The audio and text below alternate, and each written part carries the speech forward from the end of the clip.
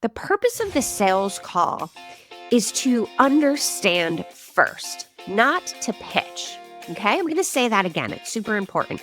The purpose of the sales call is to first understand, not to pitch. Remember, people buy from people they trust, and one-on-one selling builds trust faster than any automated funnel ever could. Welcome to Girls Make Bank, the podcast show for women who want to learn the art of selling for business and for life. I'm Jack White, seasoned sales professional, entrepreneur, and owner of Honeybees Group. Come back each week to hear inspiring stories from some of our favorite business owners. Learn how to take the ache out of selling and make bank. We're all in this together, so let's get started. If the idea of a sales call makes you cringe, this episode is for you. In uncertain times, the businesses that survive are the ones who know how to sell, and selling is helping. Hey, friends, today we are talking about one of the most important and often most avoided parts of running a small business, and that is sales calls. Here's the truth. In times of economic uncertainty like we're facing right now, the businesses that survive, the businesses that even thrive, are the ones that know how to sell. And by sell, I mean help. I mean serve. I mean listen deeply and offer meaningful solutions to real problems. So let me be really clear. Selling doesn't mean pushy. Selling doesn't mean begging. Selling isn't about being desperate. And when selling is done right, it is serving. It's showing up to understand what your potential client is struggling with and offering a thoughtful, aligned solution that actually helps them. Right now, there is a lot of people feeling fear. The economy is incredibly unpredictable. Money feels tight. And if you are a small business owner, that fear trickles down into your sales mindset. So you might be thinking things like, I hate sales calls. I don't think that people have money to pay me right now for my services. I don't want to sound desperate. I don't know what to ask or what to say. And I hear you. So in this episode, I want us to just calm down for a second, bring us back to center, and remind you that one-on-one sales calls aren't scary, or at least they don't have to be. In fact, one-to-one selling is your most powerful, most human, and most effective path to revenue and long-term relationships. So let's walk through exactly why that is and how to do them better. So let's start with why sales calls are actually your fastest path to revenue, especially in times of economic uncertainty. First things first, people buy from people they trust. It is that simple. And trust is just built much faster in a conversation, a one-on-one conversation, than it is through social media, a sales page, your website, any other medium that you want. When you are on a sales call, you can read tone, you can pause, you can ask a deeper question, and essentially you get to be a human. And so here's why one-on-one selling gives you the best chances to close revenue quickly. You are building trust in real time. Trust builds confidence, and confidence creates conversations. You are not just another brand. They see your face, they hear your voice, they feel your attention. You are building trust in real time on sales calls. The second thing you get is emotional connection, real time rapport building. So they're not just reading your words, they're not just looking at your Instagram feed or looking at your website. They're actually hearing your tone, they're feeling your energy, and they can tell how passionate you are about helping them. And at the same time, you get to ask questions like, hey, what's going on in your business right now? and you get to really listen to them. So, emotional connection and rapport building is super important on sales calls. The third thing is you get to be a human. And that's what everybody is looking for right now. We want to work with other really good humans that deliver results. So remember how you make them feel is very important, not just what you say. And the fourth reason that sales calls are incredibly powerful is you get to do live objection handling. So if someone says, "This feels like a lot of money right now," or "I have a question about X, Y, and Z," you can respond in real time with empathy and not get defensive. Okay. Objections are an opportunity to go deeper with questions to make sure that you're really understanding what your potential client needs and that they are really understanding the full value of your offer. So, what does this mean? Let's look at an example. So, a wedding photographer books a client on the spot, not because her portfolio is the best, but because during the call, she got to ask questions and get to know the couple and walk that client through her whole process, listen deeply, build rapport, and build trust. And when you're looking for someone to capture one of the most important days of your life, trust and rapport and making sure that they get your vibe is super important. So let's talk about some best practices when conducting sales call. Number one is set the tone at the start with warmth. Remember, these are human to human interactions. So let them know that you are happy to talk to them today and find out what's going on in their world. Why are they on the call with you right now? The second thing you can do is mirror their language back to them to create trust. So if they're using specific words, use those words to elicit more information. So for instance, if I'm on a call with someone and they're feeling stuck in their sales cycle, I can say, "Hey, you mentioned feeling stuck. Tell me more about that. What is going on? What is making you feel stuck? And at what point are you frozen?" Okay, mirror their language back to them. The third thing you can do, which I totally recommend, is don't rush. Sales calls can be nerve wracking for a lot of people. And typically, when we're nervous, we tend to talk faster. We tend to try to move things along so that we can rush through this activity that doesn't feel good. And I want you to take it slow. Take a deep breath. You are setting the pace on the sales call, and slow equals safe, and safety equals trust. So don't rush your sales calls. And one pro tip on sales calls is I want you to go into every call thinking that you're a little investigator or journalist. I want you to just get really curious. The purpose of the sales call is to understand first, not to pitch. Okay, I'm going to say that again. It's super important. The purpose of the sales call is to first understand, not to pitch. Remember, people buy from people they trust, and one on one selling builds trust faster than any automated funnel ever could. Okay, now I want to talk about something else that sales calls do, and that's providing clarity and confidence. Okay, so sales calls are not just for closing. Remember, they're for learning. As you are learning about your potential client, they are learning about all of the stuff that you know and do. So, why does this matter? You are uncovering real needs. So, a lot of times people think they know what they need when they're coming and looking for a service provider or an agency or a coach. People rarely know what they really need until they talk it through with you. So sometimes someone comes in for branding, but you find out what they actually need help with first is messaging. And so on a sales call, you're really able to uncover the real needs that your potential client has by asking questions. The second thing you get to do on a sales call is refine your message.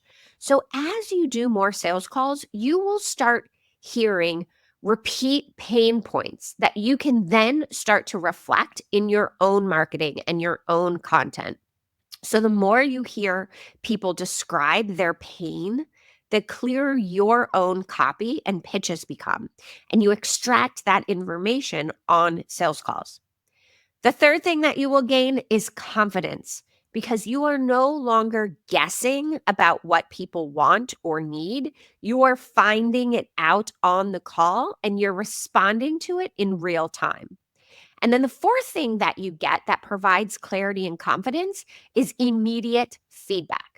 So people will tell you on a call what they're confused by, what they love, what they wish existed. You don't get that necessarily in an online forum or through a social media feed. You get that by having a real conversation. So sales calls can be a fantastic resource for market research and finding out what people really need.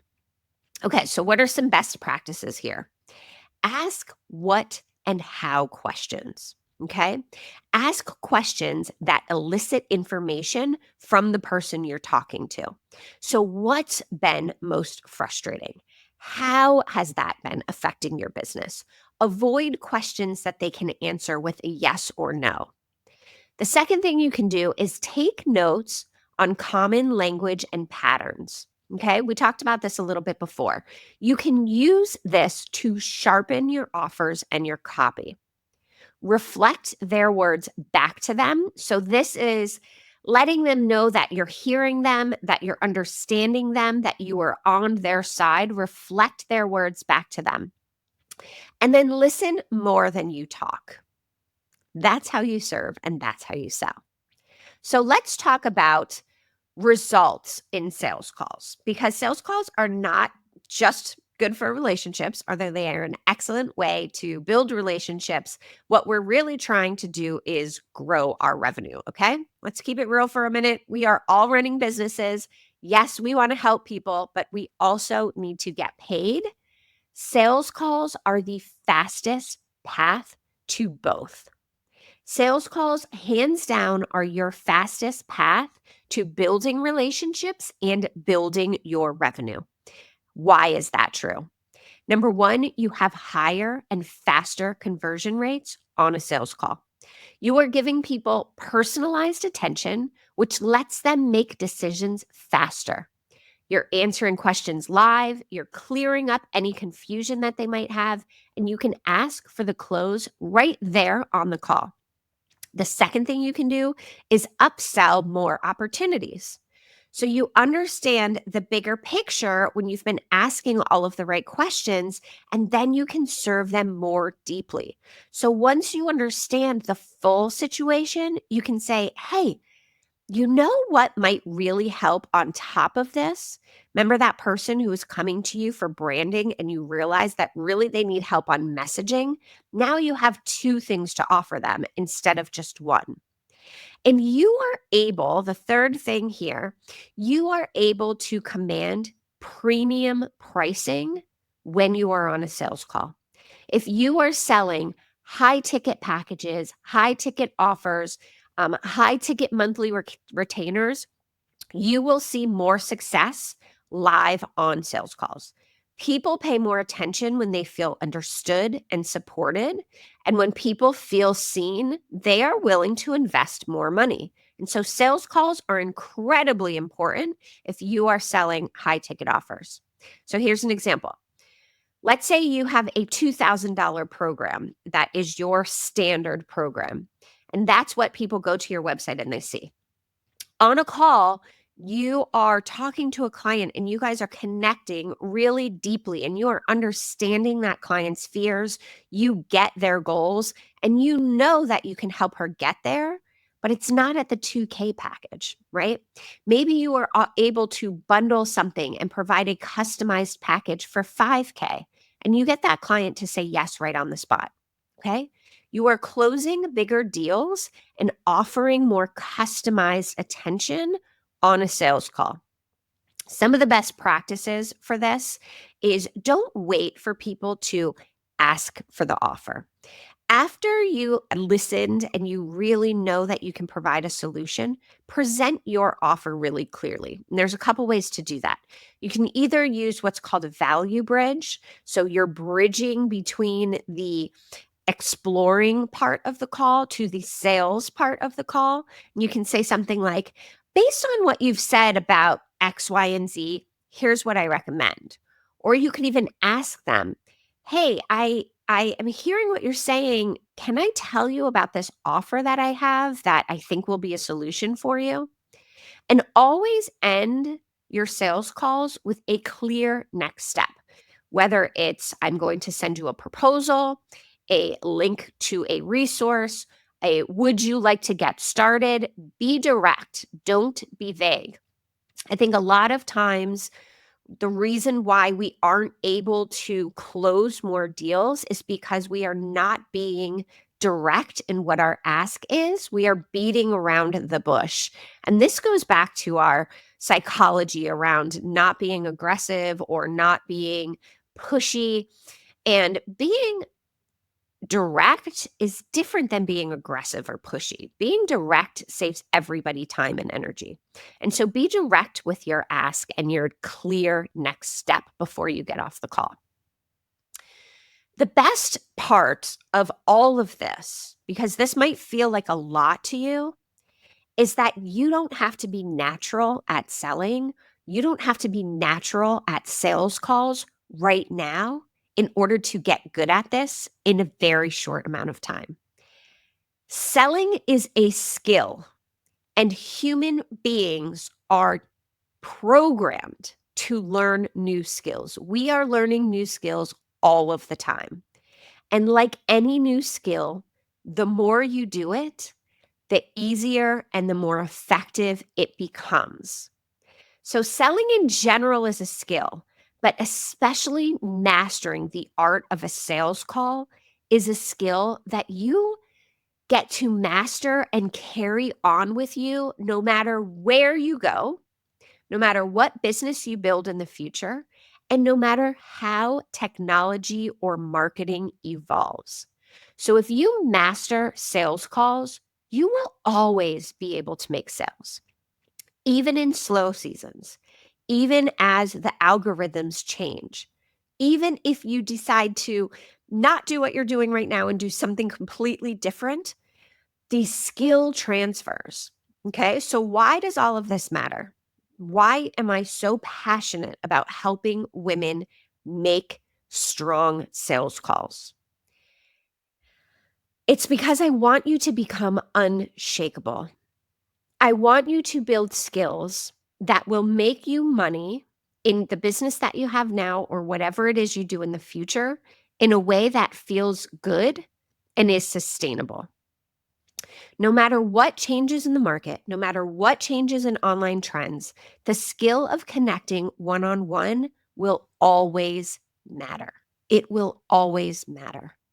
You learn from every call. Every no teaches you something. Every yes strengthens you and builds you confidence. Each call builds your belief in yourself, and you are creating long term loyalty with the people that you are connecting with. Remember, people want real conversations, okay? They want clarity.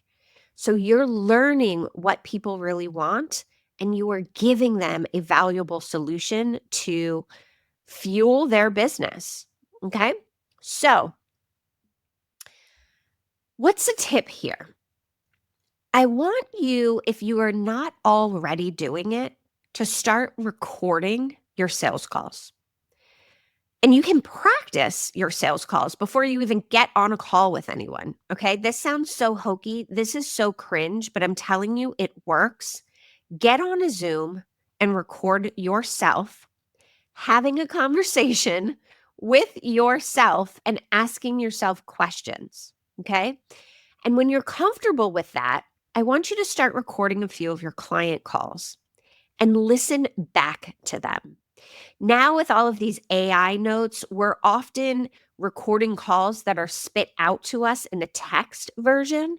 I want you to record calls and actually watch the video version and see yourself speaking, see yourself connecting with your client, and analyze it. Listen back without being judgmental, without being harsh on yourself. Give yourself grace. Listen back with curiosity and say, okay, what worked here? What felt off? What did this client resonate? What kind of questions could I ask next time that would elicit more information? Sales and building skills is all about refining and improving and getting better and incremental changes. Okay. You don't have to be perfect at this on day one. This is a skill you will build over time. Now, I want to talk to you a little bit about how to structure your sales call and give you some best practices, because a lot of times where people get off the rails on sales calls is because they don't have a structure. And so you start to get nervous, you start to like sort of not know when you're supposed to do what. So I have a simple framework that I follow, and it's called the sales call flow. And I call it flow intentionally. What does it mean to flow? The definition of flow is to go from one place to another in a constant, steady stream. And that's what I want your sales calls to feel like. I want them to feel like you are moving naturally through all of these different phases. I want you to feel at ease. I want you to feel in control. And I want you to be able to give a calm, I've got you feeling to your potential client. Here are some best practices that I teach in the Honeybees sales call flow. The first one is listen more than you talk. And I aim for like a 70-30 split. So let your potential client speak at least 70% of the time. Now, a lot of times we feel like we need to be the one to do most of the talking, when in reality, our prospect or our lead, whoever it is that we're talking to, has probably done a ton of research about us before getting on the call. They've looked us up online, they've followed us on LinkedIn, they've gotten a referral. Our job isn't to necessarily convince them at that moment that we have the right solution. We aren't even sure that we do yet. Right now, your prospect may know more about you than you know about them. Your job right now in the first 70% of the sales call is to help your client feel seen, feel heard, and feel understood. You are extracting as much information out of them as possible. And in order to do that, you have to listen more than you talk. Okay. The second best practice is to ask instead of assume. There's a saying that I grew up, my leadership teacher in high school used to say all of the time. You know the saying, when you assume, you make up out of you and me. Okay. Now, you may have worked with 100 different health coaches to redo their website. But each coach will have a slightly different personality, or maybe a really big different personality, a different methodology, a different mission in mind. And your job is to discover that. Okay. No business, no two people are the same. And you need to, in the first part of your sales call, ask questions and listen. When you make assumptions about people on sales calls, you are ultimately leaving money on the table. You need to ask questions like, tell me about your business. What are you focusing on right now? Where are you spending a lot of energy trying to figure something out as it relates to X, Y, and Z, whatever it is you do? What have you tried before? How did it work? Ask thoughtful and questions, the what and the how questions that are going to elicit a lot of information. The other thing is, I want you to see objections as buying interest and not necessarily a flat out rejection. When we are on a sales call and we have something that feels like an objection that comes up, which may actually just be a question, most of us react one of two ways. Number one, you shut down. You think, I cannot wait to get off this sales call. I knew they weren't going to buy. I have to redo my prices and packaging. How can I get off this call as fast as possible? That's the first group. That's how a lot of people respond. The second group You just bulldoze through that objection without even really acknowledging it. You completely disregard your prospect's feelings. You completely disregard their rationale, and you just beat them over the head. You become very defensive, and you tell them all of the reasons why you are great and you are the perfect solution. Yikes. Both of those responses are leaving your prospect with a negative experience. They are not being seen or heard. I want you to reframe how you think about objections and think of them as interest, not rejection. Objections are actually an opportunity to ask more questions, to go deeper, and to really understand what your prospect needs. If someone is making an objection or asking questions, they are still in the game. Get your journalist or your investigator hat on and start asking questions. The other thing I want you to do is present your offer as a solution, not as a pitch. So, making the pitch in a sales call is one of the things that people are most afraid of. You don't want to come off as salesy. Heaven's sake, if people knew you had value to share and actually wanted to get paid for it, right? We don't like talking about money. So, we don't like pitching on live sales calls, and we don't know how to transition from the question asking portion to the selling portion of a sales call. So, here's one way to do it. Say something like, based on everything you've shared, here's how I think I can help. Okay? It's smooth, it's easy, it's low pressure. Or you can say, is it okay with you if I tell you a little bit about my service, X, Y, and Z, that I think can help you solve this problem? Ask for permission to do the sale. Remember, your job is not to force a sale. Your job is to serve. And if you are talking to someone that you know you can help, that you know you are a fit for, it will feel aligned. All right. So here's one thing to do this week to grow your sales. If you are currently not doing sales calls, I want you to have one-on-one. Oh, that's a mouthful. If you are not currently doing sales calls, schedule one sales conversation this week. That's it, just one. You can reach out to a past lead, a past client, ask for a referral, invite someone to chat, whether it's virtually on something like Zoom or Google Meet, or if you're meeting in person. Ask questions and listen deeply. And if it feels right, offer your solution. You do not need to be perfect. You just need to start. Every conversation builds confidence. It sharpens your message and it moves you closer to your next sale. So you've got this. Selling is helping, and your people are out there waiting for you to come and to talk to them. Now, if you want more help learning how to create a sales call flow, you should join the Honeybees Sales Circle. We are building a membership community for women, small business owners, and service providers to teach them the art and the grace of selling with ease, authenticity, and effectiveness to grow revenue in their business. So click the link in the show notes, go to honeybeesgroup.co and learn more about the Honeybees Sales Circle. I would love to schedule a call with you and see if it's a right fit. Let me know what you think of this episode.